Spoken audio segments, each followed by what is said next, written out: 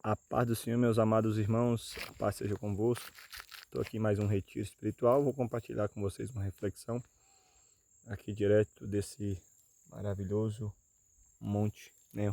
Calor maravilhoso. E apresentar para você aqui esta plantinha. Eu acho que o pessoal muitos não conhece. O nome dela é dente de leão, né? É uma plantinha que sempre a gente encontra ela numa manga, né? E algo importante no Salmo 103 vai dizer, né, sobre a flor do campo, que a nossa vida é comparada a ela, sabia? E algo interessante, irmãos, a gente meditando no Salmo 103, acho que versículo 15, que fala que a nossa vida é como a flor do campo, que sopra um vento e ela dissipa. Mas o que tem a ver uma flor do campo ou até esta florzinha dente de leão com as nossas vidas? Eu vou trazer para você um exemplo quando eu experimentar o que é um sopro, o que é o sopro de Deus nas nossas vidas e o que é as nossas vidas. Eu, de uns 2 anos para cá, eu medito muito na questão sobre como nós achamos ser imortais. Imortais, somente o Eterno é, ele é imortal, ou seja, ele nunca irá morrer. Às vezes eu vejo muita gente falar que Deus morreu. Deus nunca morre. Infelizmente, Deus não morre. Ele é imortal. Às vezes eu já vi muita doutrina, muitas pregações falar que Deus morreu. Deus nunca morre. Eu acho que essa doutrina ela deveria ser revisada e falar que Deus morreu. Agora o homem de carne e osso, esse desce à sepultura. E mais incrível que pareça, irmãos, a vida é comparada a uma flor de campo, a uma sombra, a uma névoa, a uma fumaça, porque dissipa rápido. Nós nascemos, crescemos, ficamos adultos, idosos e descemos à sepultura. Mas o que tem essa flor na sua reflexão aí? Olha o exemplo que eu vou te dar aqui, ó.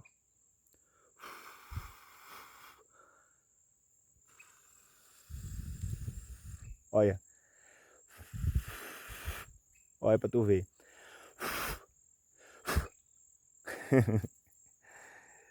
Dissipou. A flor dissipou. Morreu. Olha para tu ver, irmãos, a veracidade da palavra de Deus. A palavra de Deus, ela é vida. Glória a Deus. Olha para tu ver. Não ficou nada nessa plantinha. Dente de leão. Morreu. Acabou. Não existe mais o dente de leão. Dissipou. O salmista Davi, quando ele compôs os seus salmos, ele mostrava o resplendor, a majestade e a glória de Deus. Por isso que salmos são hinos. Salmos são hinos inspirados pelo Espírito do Senhor para compor como o hino. Os salmos são cada hino que retrata a vida humana na terra. E dos exemplos que eu estou trazendo aqui para vocês, exemplificando uma reflexão, é a flor dente de leão que eu soprei. Acabou o seu resplendor, acabou a sua beleza. Agora, nós humanos, até quando nós iremos achar que somos eternos? Até quando nós iremos brigar por fama, ambições, dinheiro, por posses, bem materiais? Até quando?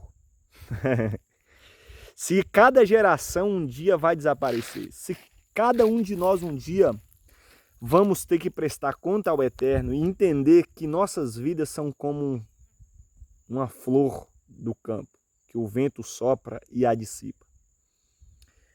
Às vezes hoje mesmo vendo uma matéria de jornal na CNN, os Estados Unidos novamente bombardeando o Irã, o Irã jogando ataque ao Israel, a Estados Unidos.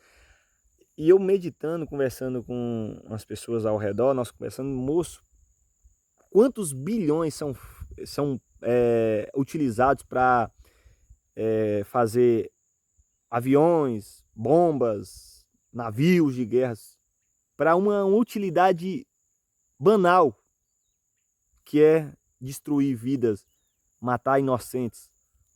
Para quê?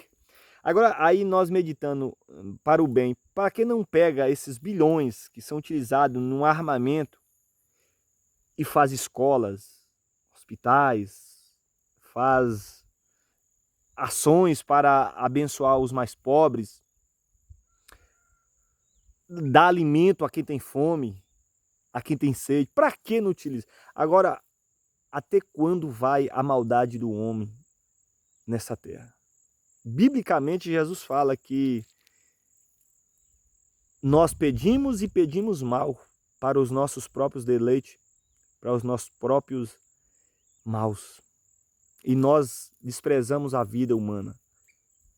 Mas nós temos que entender, irmãos, nossa vida é como essa plantinha aqui, essa flor. Vai passar. Não adianta você ficar 20, 30, 40 anos trabalhando doidamente para comprar um carro do ano, para comprar um smartphone de 15 mil, para comprar 12, 15, 20 alqueirões de terra, para fazer uma mansão de 30 milhões. Não servirá para nada se você não entregar a sua vida para o Eterno. No nome de Jesus, o Rei de Israel, se você não converter o seu coração ruim em um coração de carne e pedir perdão pelos vossos pecados, você não verá a glória de Deus. Aquele que não nascer de novo da água e do Espírito não verá a glória de Deus. Então não adianta você viver uma vida prazerosa, ostentosa, ostentação, viver uma vida de aparência nas redes sociais, viver achando que é imortal, que não é. Aleluia. Isso, a imortalidade é só para Deus. Não é à toa que Ele tem poder sobre a morte, tem poder sobre a natureza, tem poder sobre tudo. Algo interessante na Bíblia, quando Jesus manda os discípulos ir na frente, no barco, eles foram. E aí veio uma acometida de uma tempestade, uma ventania que estava a soprar o barco. O barco entrando água e os discípulos desesperados. E aí Jesus vem andando sobre as águas, que só Ele tem esse poder. E os discípulos ainda falam, mestre, é você? Uns achavam que era o fantasma. Aí falava, não, eu acho que eu estou enganado. É outra parte, foi quando Jesus estava dormindo no barco, e aí os discípulos levantam ele, mestre, não sabe que vamos perecer? E aí na hora Jesus levanta, e ele dá uma ordem à fúria do mar e à fúria da tempestade, e manda aquietar. E aí os discípulos, quem é esse? Que a tempestade, o mar faz aquietar. Ou seja, ele tem poder sobre a natureza, irmãos. Ele tem poder sobre as nossas vidas. Ele tem poder sobre tudo. Então eu peço a você, não vive na arrogância da sua vida. Não vive achando que você é imortal. E outra, não vive trabalhando para a sua ambição. Não vive trabalhando para a sua ganância. Não vive trabalhando porque você está achando que você é imortal. Você não passa de uma flor dente de leão. Essa palavra é uma palavra de reflexão. É uma palavra de conhecimento bíblico. É uma palavra de arrependimento para você que vive uma vida sem temer a Deus, vive uma vida sem lembrar do Deus que tu serve. Eu sirvo a Deus, irmãos, há uns anos, desde que eu entreguei minha vida a Ele. Às vezes a gente fala, mas eu já tenho Deus no coração, isso é um engano. Mas eu tenho fé, isso é um engano. Nós temos, mas muitas das vezes, uma fé e um Deus cultural, que todo mundo fala. É cultural, isso aí já é da cultura. Mas você vai entender quando você serve a um Deus, quando você obedece os seus mandamentos e renuncia do seu ego você renuncia dos seus prazeres, renuncia do seu próprio ser para fazer a vontade daquele que é eterno, que está lá no céu. Quando você fazer a vontade de Deus, a sua vida vai refletir na sociedade. Aí você vive um engano cultural, de uma fé cultural, de um temor a Deus cultural que não existe. No dia a dia você vive uma vida que não existe. Então, irmãos, essa é uma reflexão que eu trago para você. Vive uma vida pautada nos mandamentos e na palavra de Deus, na confiança em Deus. Ele tem o poder, a majestade, Ele é maravilhoso, Ele é o Criador, Ele é eterno. E essa é a palavra que eu deixo para você. Arrependei-vos e convertei-vos, porque eis que o reino do céu está chegando, Jesus está chegando, Ele está voltando, com poder e glória. Viva a sua vida, não para agradar o próximo, para agradar o próximo não, mas para agradar a ti próprio só. Mas faça a vontade de Deus, ajude o próximo, dê pão a quem tem fome, dê água a quem tem sede, visitai os que estão, em uma prisão, os que estão enfermos, ajudai aquele que necessita de uma mão estendida, seja humilde, seja temente, tenha um coração livre do pecado, porque é Ele que faz separação entre nós e Deus. O pecado é, às vezes, o que é o pecado, irmão Ney? Biblicamente, eu entendo que pecado é a transgressão da lei. Mas que lei? A lei de Deus. A Bíblia fala, não mata, então quem mata está descumprindo a lei. Não cobiça, se está cobiçando, tá transgredindo a lei. Então, o que é pecado? O pecado é quando você transgride a lei de Deus, os mandamentos de Deus. Aí você está pecando. Mas como é que a gente faz para vencer o pecado? Primeiramente, experimenta o Espírito dele na sua vida. Deixe ele te conduzir, deixe ele entrar no seu coração e através da entrada no seu coração ele vai começar a falar, não faça isso, não faça aquilo. Não mente, porque é pecado. Não rouba, porque é pecado. Não use de falsa testemunha. Não use de maledicência. Não fique a passar a perna no teu próximo. Não defrauda. Não cobre juros altíssimos. Tem gente que empresta dinheiro altíssimo cobrando juro, aproveitando a fragilidade do outro. É pecado. Não cobice a mulher do próximo, não cobice a propriedade do próximo. É pecado. Descanse a sua vida no Senhor. Busque Ele enquanto se pode achar. Então, irmãos, essa é a palavra que eu deixo de reflexão para você. Nessa vida, ela é passageira. Eu falo isso, eu medito em cada estágio da minha vida, irmãos. Eu medito demais. A Bíblia fala para a gente contar os nossos dias. E eu conto quando eu era criança, bem criancinha, que a minha vida era brincar com meus amigos, eu tenho uma memória tão maravilhosa que eu guardo até hoje. Os meus amigos, o John Leno, o Oletino, nós chamamos de Oreia, e também o Lucas, meu irmão, que hoje está em BH. Nós era o quarteto, nós gostava de banhar em rios, jogar bola, brincar, caçar passarinho.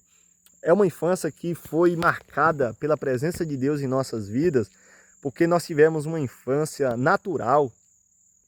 E aí, nós entramos na juventude, que foi outro estágio de vida. A gente brincou muito, cada um começou a planejar os sonhos. E aí entrou na fase adulta, que é a que nós estamos vivendo, que já é uma fase de responsabilidade, de compromisso, de buscar o que é mais correto, saber o que é correto e o que é errado. E de responsabilidade, que já é um outro nível. E vai chegar outro nível lá na frente, daqui 30 anos, 20 anos, que já é a fase, já é, nós temos 33, daqui 30 anos a fase idosa, que nós também vai experimentar, se assim o Senhor não vir antes, que Jesus, a Bíblia fala uma promessa que Jesus voltará. Ninguém sabe, mas Ele voltará. Então, aprenda a meditar em cada fase da vida, a presença de Deus, a glória de Deus, a Shekinah, Errinar nas nossas vidas. Nós temos que aprender que a presença de Deus tem que estar em todo o estágio das nossas vidas. E a gente, em cada estágio, temer a Deus e continuar sendo reto diante dele e justo. Porque a vida vai passar. E a Bíblia lá em Eclesiastes fala que a nosso corpo, ele retorna a essa terra aqui, ó.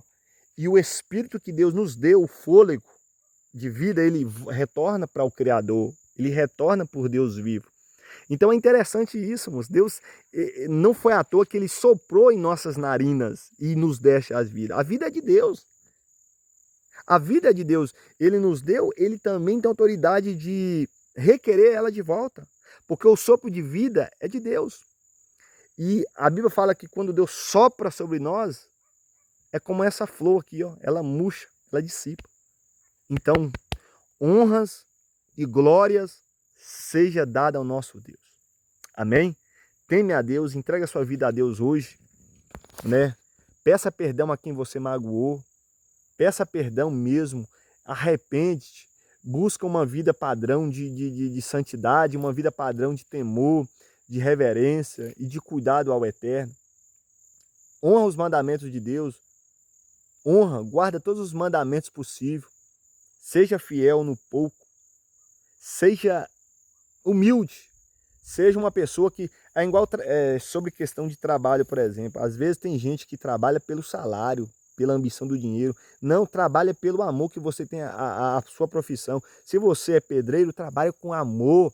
Faz uma casa ali linda para aquela pessoa com carinho. Se você é um médico, enfermeiro, trate aquele paciente com amor, com carinho. Se você é um professor, ensine com amor, com carinho aquele aluno para você ver ele aprender. Se você é um vereador, exerce o seu mandato com amor. Se você é um prefeito, um vice-prefeito, exerce seu mandato com amor à sociedade que você administra. Se você é um secretário, faça da sua secretaria um lugar para beneficiar alguém.